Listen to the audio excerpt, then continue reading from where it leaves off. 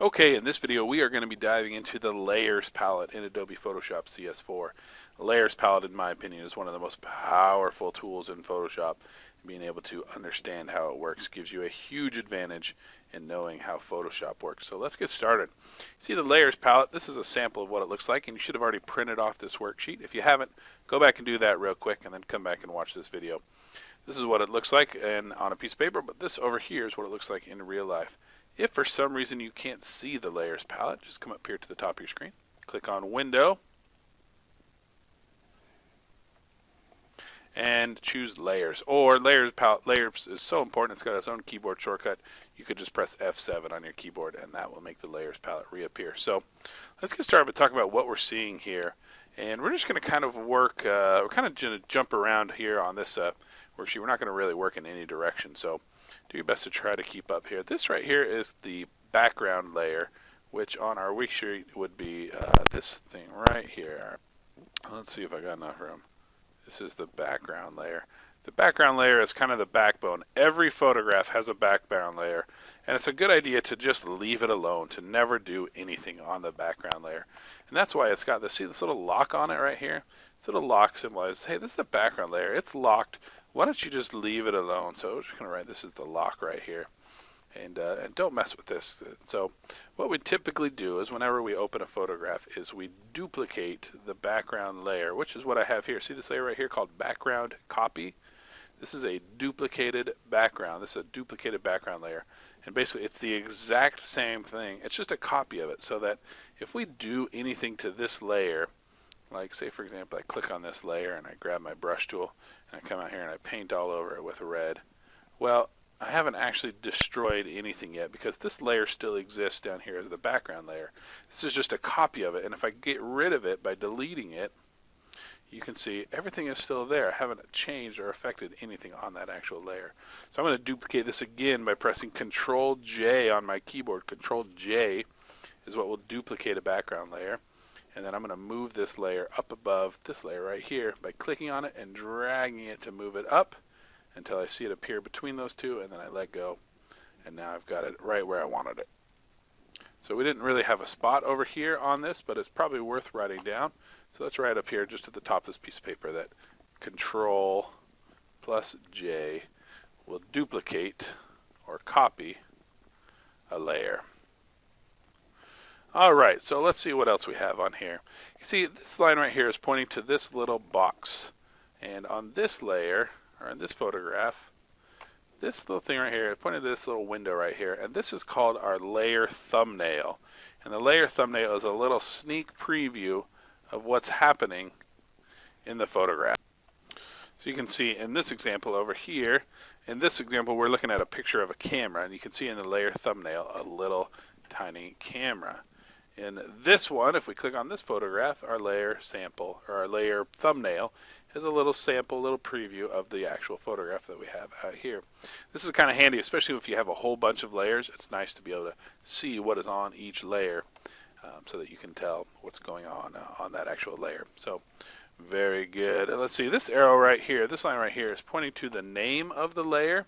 So this is the layer name. I need a little bit more room here.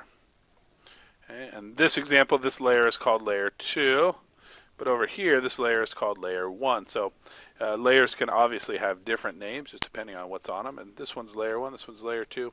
We can actually change the layer name by double clicking right on the name, on the word. If you double click over here or over here, something different will happen, but if I double click right here, I can rename the layer to whatever I want. I'll name it layer 2 so that it matches our worksheet over here.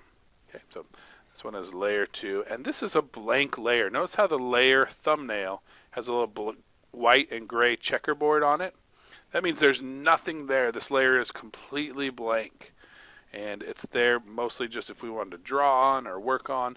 It's kind of just a blank layer, and we create a new blank layer by clicking this button down here at the bottom, which is the new layer button. So let's throw that onto our worksheet. This one right here is the new layer. Alright, we're making some good progress here. Let's see, this little eyeball right here, this is an important one, and this is the layer preview. And what that means is if I click this eyeball on and off, it will make the layer disappear and then reappear. So for example, let me come over here to my, how about my text layer. And this is the layer right here that says rule of thirds. That's where this writing is coming from. If I click on this little eyeball next to it, you can see by clicking on it, that layer disappears, and then clicking on it again, it reappears. Click on it, make it disappear. Clicking on it again makes it reappear. So that's the layer preview. What that does is you click on it and it disappears. Click on it again and it reappears. Okay, let's move on here.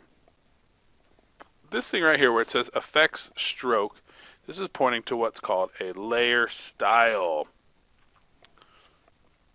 Layer style. And we do that by clicking on a layer and then clicking this little FX button here at the bottom of our layers palette. So this is the new layer style button as well. In fact, let's to keep things simple, let's call this the new layer style button. So if we wanted to add a layer style to this layer, we would just click on this layer right here, come down to this FX button, click on it, and let's choose a stroke, although we have lots of other options.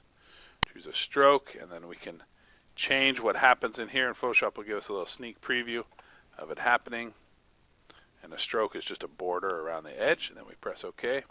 And now we have a layer style over here, and you can see the layer styles also have the little layer preview eyeballs next to them, which means I can turn it on and off to see what it would look like before and after. All right, very cool. We're cruising along. This line right here is pointing to what we call an adjustment layer. Let's see if I can make this fit in here. Adjustment layer. And these are super handy. That's what this layer over here is, this levels 1 layer. And those layers come from clicking this little black and white circle here at the bottom of the screen. So the little black and white circle we would call a new adjustment layer button. Okay, so we got that one in there now. And don't worry about what adjustment layers are for now. We'll get into those more a little bit later. This layer right here, this line is pointing to what's called a text layer, meaning whenever we create any text in Photoshop, it goes on its own very special layer. So this is a text layer. Over here on our actual photograph, we've got a text layer. It's the rule of thirds layer. We already looked at that, and it's right there. And these are nice layers because it allows us to edit our text later on. If I want to come in and select it and change it from red to green, I can do that just by editing that particular layer. All right, up next we have the groups. This is a group of layers, and this is a folder where we can put a bunch of layers inside of a folder. And this is handy. Say we were working on a project and we had a ton of text layers, and maybe like 20 or so. We could put them all in a folder, and then we can collapse that folder by clicking on this little triangle. And all those layers are still there, but they're hiding inside that group. And again, we could rename it. We could double click right where it says group 1, and we could call it the text or something like that. And that tells us that all our text layers are still there. They're just hiding in this folder, and that makes our layers palette easier to look at. All right, so let's keep moving on here. This one up here, right here where this says normal, this is the layer blending mode. These are fairly complicated, and we'll definitely get into these later on. But you need to know that if we click on a layer right now, it says normal, but I can click on this and I have a lot of different options, and they do some pretty funky things, and they're pretty confusing, but if you can follow instructions, you'll be able to understand them just fine, and we'll get to that layer later on. Here we have our layer menu, and that's just all the different options that are available to us in the layers palette. If I come over and click on it, you can see I got a ton of different options. A lot of these options are also up here at the top of the screen where it says layer. You got a ton of options for layers as well here. Most of these are also in this menu right here. So this is the layer opacity. If we're going to just keep moving around here, this makes sets how visible things are. So for example, let me grab my text layer. And watch what happens as I adjust the opacity on it. If I grab this opacity and I slide it down, you can see my text is starting to become see-through. If I take it all the way down to 0, my text is gone. So the opacity adjust the transparency of whatever layer you have selected. This line right here is pointed to what's called a layer mask. Layer masks are a lot of fun, and we'll get more into them definitely later on in the semester. Layer masks are a huge part of Photoshop, and they allow us to do some pretty dang cool things. This right here is the delete layer button. So if we want to delete a layer, you have two options. You can either click on a layer and then come down here and press delete, and this will pop up and say, hey, do you really want to delete this? I'm going to say no. Or you can click on a layer and just drag it down to the garbage can and let go. The nice thing about that is it doesn't pop up with a confirmation. It doesn't say, do you want to do this? It just does it because it assumes if you clicked and dragged it all the way down there, then you probably meant to delete it. Okay, so I'm going to undo that. This one right here is pointing to, this is the new group. So remember when we had a group where we grouped together some of our layers. So where we had right here, this group, that's how we make that. We create a new folder or a new group using that one.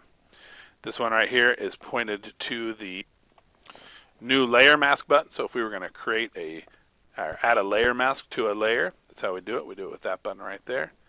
And again, we'll get into more into that later on. And last but not least, we've got this little chain link, and this is to link layers.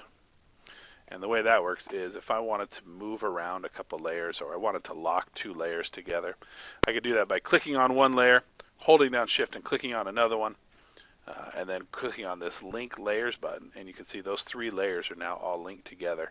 And now if I move one of them, if I lower the opacity of one of them, if I do anything to one of them, it does that to all three of them. And that's sometimes pretty handy, but sometimes it's annoying.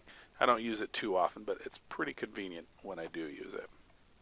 All right, you guys, that's pretty much the layers palette. It's a lot of information. Like I said, the layers palette is one of the most powerful things in Photoshop. Understanding how it all works is super important. I don't expect all this to make sense, but I do hope that you'll save this information so that later on when we start to get into it, you'll have access to all this and you'll remember what all these things are.